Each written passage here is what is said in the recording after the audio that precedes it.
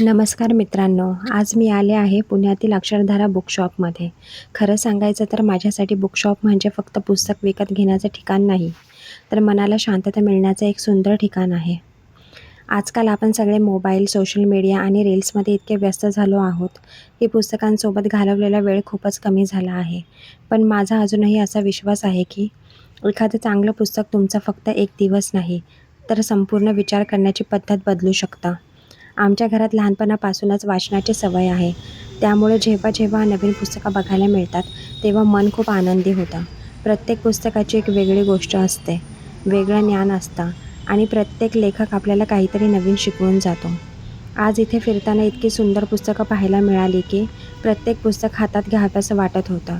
काही पुस्तक प्रेरणा देणारी होती, काही आयुष्य समजून सांगणारी, काही मन शांत करणारी आणि काही आपल्या ज्ञानात भर घालणारी. मला वाटतं आपण वर्षभरात किती रील्स पाहिल्या की हे कदाचित लक्षात राहणार नाही. पण एखादं चांगलं पुस्तक वाचून मिळालेला विचार आयुष्यभर लक्षात राहतो. पुस्तक आपल्याला संयम शिकवतात, विचार करायला शिकवतात आणि सर्वात महत्त्वाचं म्हणजे स्वतःसोबत वेळ घालवायला शिकवतात. आज मी माझ्या आवडीची काही पुस्तकं इथून घेतली आहेत. आता ती वाचायला खूप उत्सुक आहे. त्यांचा रिव्ह्यू देखील मी तुमच्यासोबत नक्की शेअर करेन. तुम्हीही जर वाचनाची सवय लावली नसेल, तर महिन्याला एक पुस्तक वाचण्यापासून सुरुवात करा. विश्वास ठेवा, हा छोटासा बदल तुमच्या आयुष्यात खूप मोठा फरक घडवू शकतो.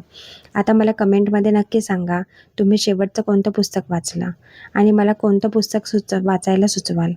व्हिडिओ आवडला असेल तर लाईक करा, शेअर करा आणि अशाच पुस्तकांशी संबंधित लाईफस्टाईल आणि ब्लॉगसाठी माझ्या चॅनलला सबस्क्राईब करायला विसरू नका. पुन्हा भेटूया एका नवीन व्हिडिओमध्ये. तोपर्यंत मोबाईलवर थोडा वेळ कमी आणि पुस्तकांसोबत जास्त वेळ घालवा. कारण पुस्तक फक्त वाचले जात नाही, ती आपल्याला घडवतात. बाय.